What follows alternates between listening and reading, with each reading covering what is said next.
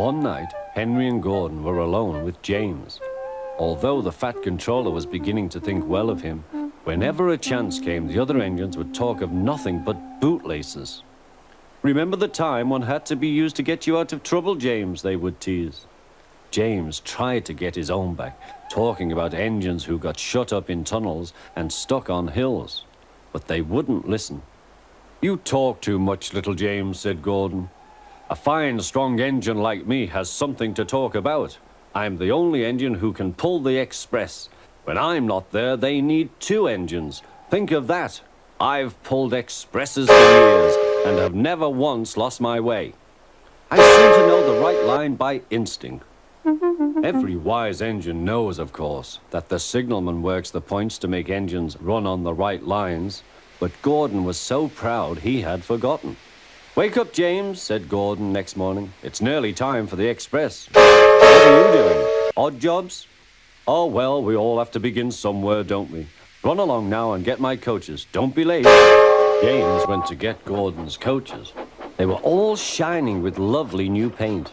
He was careful not to bump them, and they followed him smoothly into the station, singing happily, "We're going away, we're going away."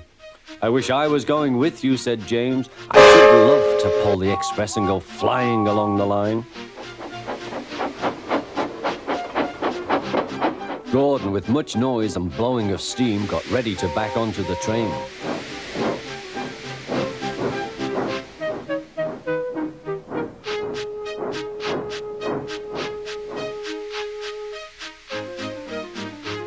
The Fat Controller was on the train with other important people, and as soon as they heard the guard's whistle, Gordon started.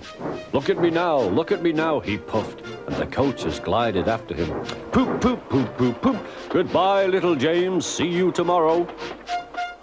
James watched the train disappear and then went back to work. He pushed some trucks into their proper sidings and went to fetch the coaches for another train. James had just brought the coaches to the platform when he heard a mournful noise. There was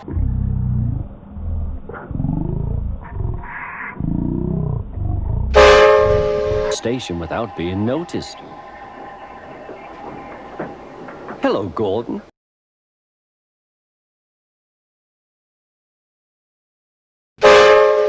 "Is it tomorrow?" asked James. Gordon didn't answer. He just let off steam feebly. "Did you lose your way, Gordon?" said James. "No, it was lost for me. I was switched off the main line onto the loop. I had to go all round and back again." "Perhaps it was instinct," said James. Meanwhile, all the passengers hurried to the booking office. "We want our money back," they shouted.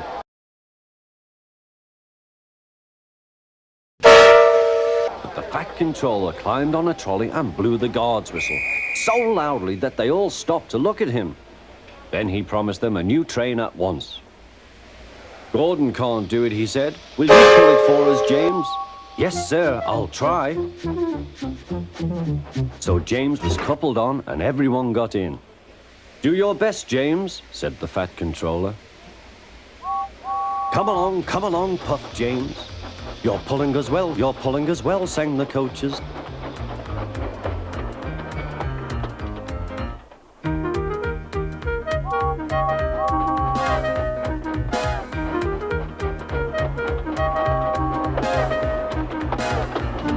Bridges and stations flashed by, the passengers cheered, and they soon reached the station.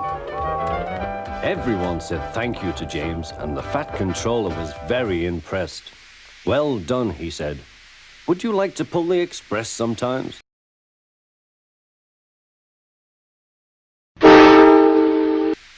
"Yes, please," answered James. Next day, when James came by, Gordon was pushing trucks. "I like some quiet work for a change," he said. "I'm teaching these trucks manners. You did well with those coaches, I hear." "Good, we'll show them." And he gave his trucks a bump. James and Gordon are now good friends. James sometimes takes the express to give Gordon a rest. Gordon never talks about bootlaces, and they are both quite agreed on the subject of trucks.